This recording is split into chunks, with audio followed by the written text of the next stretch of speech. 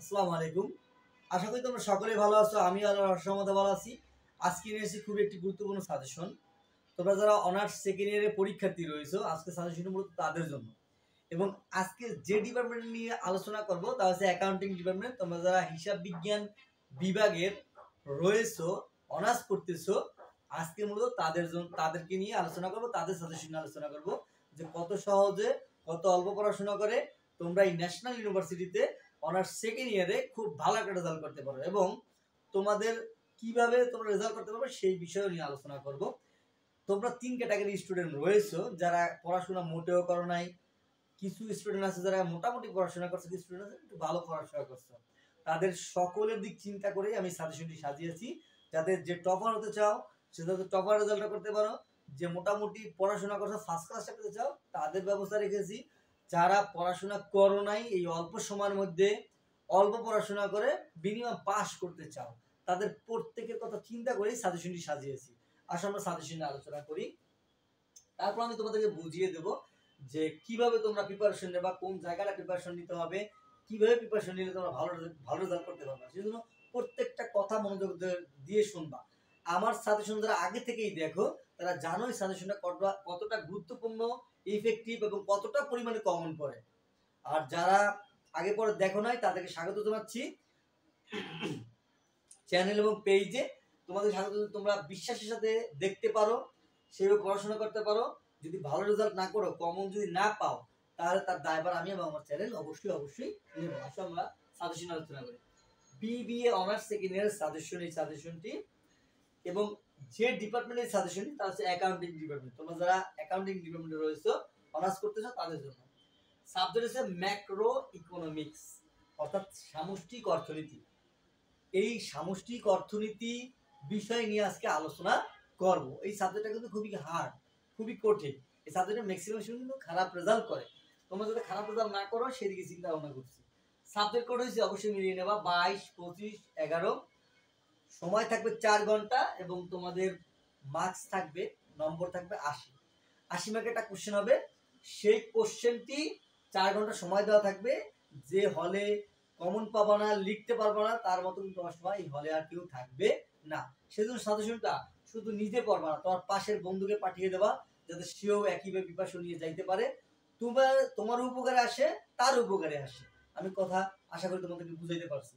এখন আসো যে তোমাদের এই প্রশ্নটা কিভাবে হবে এবং কোন জায়গায় তোমরা প্রিপারেশন নেবা। তোমাদের প্রশ্নটা 3টা পার্ট থাকবে, 3টা পার্ট। একটা এ পার্ট মানে ক বিভাগ, তোমাদের ক বিভাগ।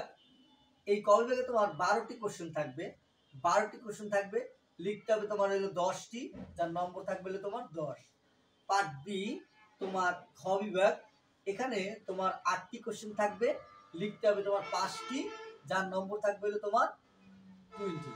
এবং পার্ট তোমার সি, এখানে তোমার গ বিভাগ, এখানে তোমার 8টি কোশ্চেন থাকবে, লিখতে হবে 5টি, যার নম্বর হচ্ছে তোমার 50। অর্থাৎ তোমাদেরকে বুঝতে হবে তোমরা কোন জায়গায় প্রিপারেশন নেবা। এই জায়গায় কিন্তু তোমরা সিদ্ধান্তহীনতার ভোগার কারণে কিন্তু তোমরা রেজাল্ট খারাপ করো। এবং প্রশ্ন কিন্তু অবশ্যই ধারাবাহিকভাবে লিখে আসবা, একটা ডাইরেক্ট ঢোকানোর চেষ্টা করবা না। এই যে ক বিভাগ, এখানে 12টা শর্ট কোশ্চেন থাকবে, 10টা লিখতে হবে। আর এই খ বিভাগে 8টি কোশ্চেন 5টি লিখতে হবে, যার 20 মার্কস। এবং গ বিভাগে তোমার 8টি কোশ্চেন থাকবে, লিখতে হবে 5টি, যার নম্বর হচ্ছে 50। তোমরা সব সময় এই সি বিভাগ, এই যে গ বিভাগ, এই বিভাগটা প্রিপারেশন নেবা। এই বিভাগটা প্রিপারেশন নিলে অটো তুমি কিন্তু এই খ বিভাগ থেকে কমন পাবা, ক বিভাগ থেকে কমন পাবা। কিন্তু যদি তুমি এই দুইটা পার্ট নিয়ে চিন্তা করো, তাহলে কিন্তু তুমি এটা অ্যানসার করতে পারবে না, তাহলে তুমি কিন্তু ফেল করবা। আসো আমরা সাজেশনটা পূর্ণাঙ্গ আলোচনা করি। প্রথম অধ্যায় সামষ্টিক অর্থনীতির সার্বিক চিত্র, মাস্ট পড়তে হবে, কোনো বিকল্প নাই। দ্বিতীয় অধ্যায় অর্থনৈতিক কার্যক্রম পরিমাপ, মাস্ট পড়তে হবে। তৃতীয় অধ্যায় স্বল্পকালীন কার্যক্রম, মাস্ট পড়তে হবে। ষষ্ঠ অধ্যায় অর্থনৈতিক প্রবৃদ্ধি এবং স্থিতিশীলতা, মাস্ট পড়তে হবে। এখন এই 4টি অধ্যায় কারা পড়বে? 4টি অধ্যায় পড়বে তারাই যারা আউট অফ 4 এর মধ্যে আউট অফ 4 পেতে চাও, অর্থাৎ যাদের তোমার এ প্লাস লাগবে, অর্থাৎ টপার হতে চাও, ফুল মার্কস যারা কমন ফেলতে চাও, তাদের এই সম্পূর্ণটা এই 4টা অধ্যায় পড়তে হবে, কোনো বিকল্প নাই। এখন আসলে না আমি 80 দরকার নাই, অর্থাৎ আমার 80 দরকার নাই, আমার মিনিমাম মিনিমাম ফার্স্ট ক্লাসটা দরকার, ফার্স্ট ক্লাসটা আমার প্রয়োজন। কত? ন্যূনতম 60, ন্যূনতম 60 তোমার পেতে হবে। তো এই 60 পাইতে হলে তুমি কয়টি অধ্যায় পড়বা সেটা আমি দেখাইতেছি। তোমরা 3টি অধ্যায় পড়বা। কোন 3টি অধ্যায়? এই যে প্রথম অধ্যায় সামষ্টিক অর্থনৈতিক সার্বিক চিত্র মাস, তৃতীয় অধ্যায় স্বল্পকালীন কার্যক্রম মাস, এবং পড়বা ষষ্ঠ অধ্যায় অর্থনৈতিক প্রবৃদ্ধি এবং স্থিতিশীলতা মাস। এই 3টি অধ্যায় পড়তে হবে যদি ফার্স্ট ক্লাস পেতে হয়। এখন আসলে না, আমি এতগুলো পড়াশোনা করতে পারবো না, আমার মাত্র পাস করার জন্য প্রয়োজন, পাস করাটা প্রয়োজন, তাদের জন্য ব্যবস্থা আছে। তারা এই প্রথম অধ্যায় পড়বা সামষ্টিক অর্থনৈতিক সার্বিক চিত্র মাস, আর পড়বা তৃতীয় অধ্যায় স্বল্পকালীন ও কার্যক্রম মাস। পড়তেই হবে, এখানে কিন্তু অঙ্ক আছে, অবশ্যই খুব ভালোভাবে দেখে যেতে হবে, তাহলে তোমরা পাস করতে পারবে। শুধু পাস না, মিনিমাম একটা ভালো দর করতে পারবা, 50+ মার্কস দিতে পারবা।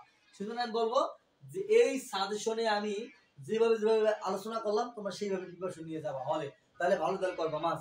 এবং আসো, তোমরা যারা আমার সাথে নক করতে চাও, কথা বলতে চাও, অথবা বিভিন্ন জানার আগ্রহ আছে, বিভিন্ন কিছু জানতে চাও, তারা অবশ্যই ফেসবুক পেজটা ইন্দ্রদূত কোচিং এর সাথে অবশ্যই যুক্ত হয়ে যাও, ফলো দিয়ে রাখো, লাইক কমেন্ট শেয়ার করো, এবং কিছু জানার থাকলে সবাই অবশ্যই কমেন্টের মাধ্যমে জানার চেষ্টা করবে। আমি অবশ্যই তোমাদেরকে অ্যান্সার দেওয়ার চেষ্টা করবো। খুদা হাফেজ, ভালো থাকবে।